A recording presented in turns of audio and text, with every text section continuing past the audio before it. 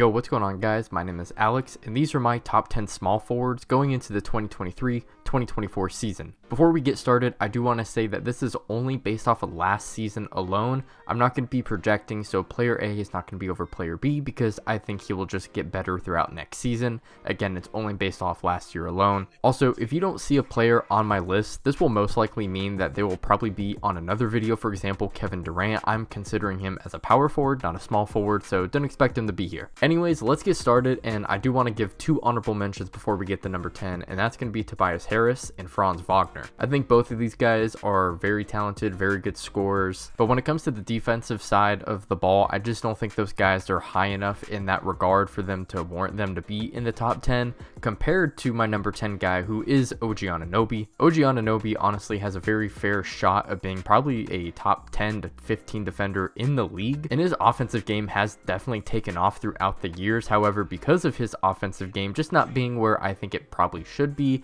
at this point in his career, I just don't think he can be any higher. Yes, OG has definitely improved as a self-creator. His three-point percentage also was at a career high this season as well, but I do think he still has room to improve. But as long as he can continue to be a defensive juggernaut and be able to switch onto multiple different players, whether it's a guard or even forwards, I think he'll continue to be a top 10 small forward in the league. At number 9, I have Andrew Wiggins, and a lot with what I said with OG can definitely be attributed to Wiggins, except for Wiggins, I think he definitely has a more polished offensive game and definitely can create for himself a lot more than what OG Anunoby can. Although Wiggins is not the defender OG is, I think he is still a very solid one and probably one of the better defenders on the Warriors squad. Also, ever since he's joined the Warriors, he has also been a very solid three-point shooter. Just all in all, I think Wiggins has really well-rounded his game ever since he came to the Warriors. And again, just based off of last season, although he did kind of take a step down from what he did on the Warriors championship run, I still thought he did very well. And if you wanted to switch OG with Wiggins, I wouldn't blame you. I think they're very much on the same tier. Moving on into number 8, and this one is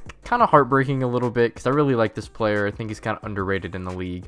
I have Chris Middleton. Chris Middleton really battled with a lot of injuries, and you'll probably look at his points per game and the stats that I put up on the screen and kind of question why he's even making this top 10 list. So why did he make my list? Well, it's mainly because when he first started off playing this season, he just wasn't the same, and he had to take even more time off to get ready. And as he was starting to ramp up into the playoffs, he started to really look like the player that we all know. And especially when we got to the playoffs against the Heat, he was definitely back to normal. So in my opinion, I think Middleton is still well deserving to be in this top 10 list. But because he did kind of have a shaky regular season, I am going to put him at number 8. At number 7, we have DeMar DeRozan, and this might honestly surprise a lot of you as well. I think a lot of people generally like DeRozan as a player. I think he's quite overrated. Yes, he is a very good scorer, and his playmaking has definitely taken a jump, at least just compared to, his overall career. But as a defender, I don't think he is very good.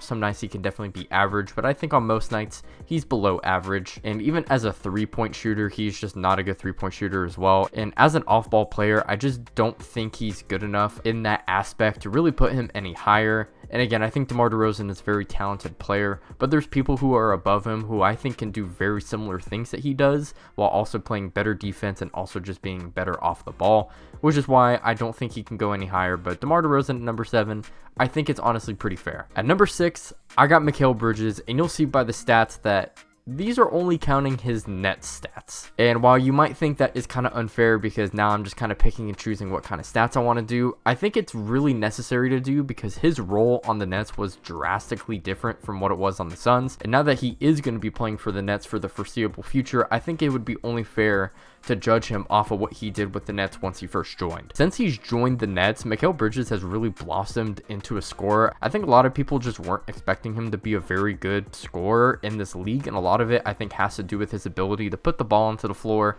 make some really nice mid-range shots. He's also one of the better three-point shooters in the league. And when you talk about just scoring and comparing it to DeMar DeRozan, sure, DeMar DeRozan, very efficient in the mid-range. Mikal Bridges is also efficient in the mid-range, and I think he's a better three-point shooter. And of course, DeMar DeRozan probably can make more difficult shots, but I don't think he should really be getting brownie points for that sort of thing. And DeMar is a better playmaker. but there is no discussion to say that Mikal Bridges is by far and away a better defender than DeRozan, and I don't think DeMar DeRozan's playmaking is going to be able to kind of push him above Mikal when Mikal is just a better three-point shooter, a comparable scorer, and a way better defender. I just don't think it's enough to put him over him. And also for Mikal Bridges, because he's a better three-point shooter than DeMar, I think he's just a better off-ball player as well. I think it's pretty clear that Mikal Bridges, even in his short time with the Nets, is just better than DeMar DeRozan. Moving on into the top 5 small forwards, and at number 5, I have Brandon Ingram. Again, comparing to DeRozan, I think BI can do very similar things as DeMar. He's very similar in terms of the way he gets his shots up, especially in the mid-range, but again, I do think BI is a better defender and also a three-point shooter. But comparing BI to Mikal Bridges, again, of course, Mikal Bridges is the better defender, but the reason why I put BI over Mikal is I just think BI's offensive game is a lot more well polished. Mikal Bridges is still definitely a work in progress, and we saw what he could do in just a short amount of time. I guess I just need more time to see how more consistent Mikal Bridges can be, because again, I think a lot of his shots do come from playing off of other players, but he definitely has improved as you know, an on-ball creator. But I just think in general, I think you can give BI the ball and he can be a positive playmaker. He can score for himself and even off the ball as well if he has a competent point guard. I do think he has the ability to play off the ball as well. So I just think his offensive game in general is a lot more well off than Mikal's is at this point, but it is very close. I will say I do think BI and Mikal Bridges are probably roaming around the same tier. And now we go up into the top 4, and this is where it gets interesting, a major jump in talent. And at number 4, I have Jimmy Butler. I understand, you know, a lot of people love this playoff run that they just went on. They went to the finals. Jimmy Butler has a big part and a big reason in the Miami Heat even making it that far, but I think his playoff run is kind of overrated in a way. Yes, he had a phenomenal performance against the Bucks, averaging like 37 points per game. There is no denying that. But after that series, he got progressively worse, especially when you look into the Nuggets series. He just was not the same guy. And again, if you want to point to the Knicks series where he did injure his ankle, I understand that. And I'm not even saying that Jimmy Butler doesn't even have an argument to be higher on the small forwards list, at least just personally for me. I think Jimmy Butler, he is very good. He is a borderline top 10 player in the league, but I think what people kind of get caught up on is how much winning the Miami Heat do, and just kind of simply saying that Jimmy Butler is the sole reason why that is happening. Yes, Jimmy Butler does play a big part in it, but so does the rest of the Miami Heat roster, and I think too much is credited to Jimmy Butler, and I think a lot of people have some winning bias towards that, which is why Jimmy Butler is, again, probably a little bit lower than you expected.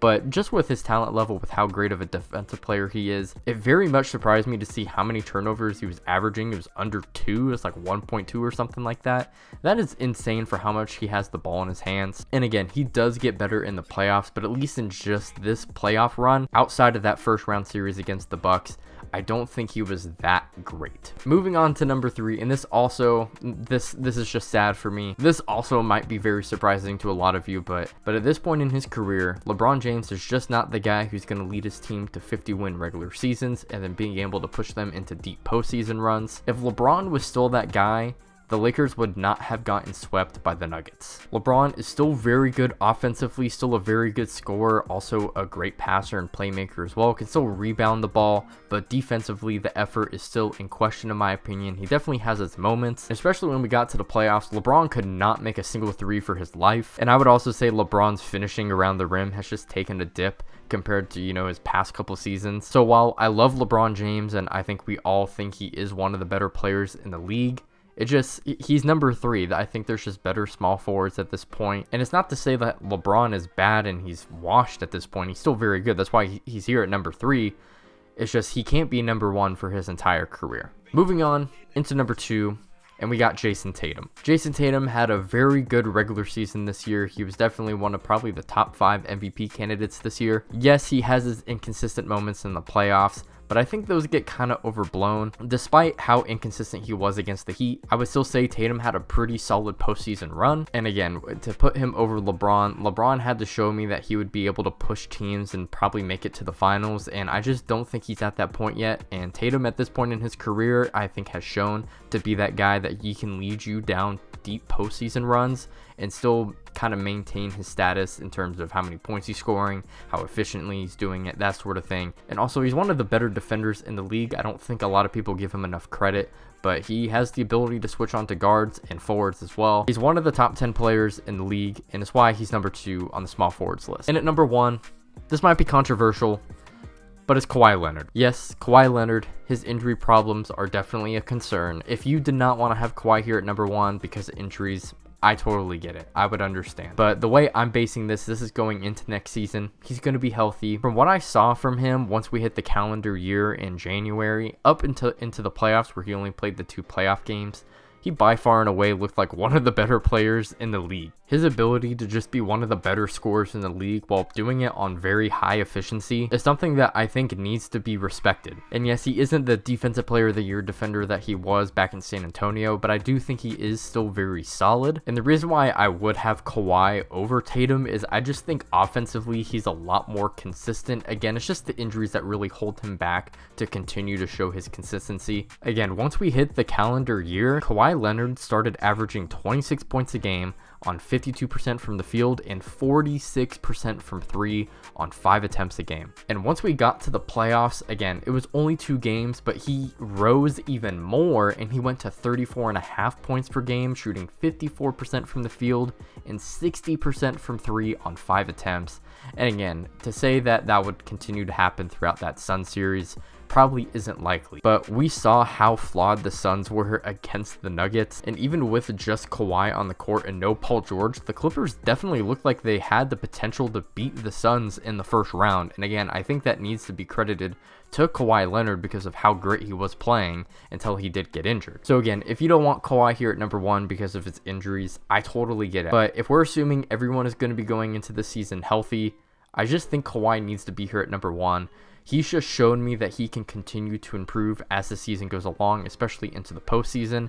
And just as a scorer, he's just more consistent than guys like LeBron, Jimmy Butler, and Tatum. Well, those are my top 10 small forwards going into next season. Let me know down below what y'all think. If you enjoyed, make sure to like and sub. I'm trying to get to 1,000 subs by the end of the year, so it'd mean a lot. You can check out my socials down below in the description. You can also check out this video somewhere on the screen where I went over my top 10 shooting guards going into next season, so you should check that out as well. Anyways, I'll see you on the next one. Peace out.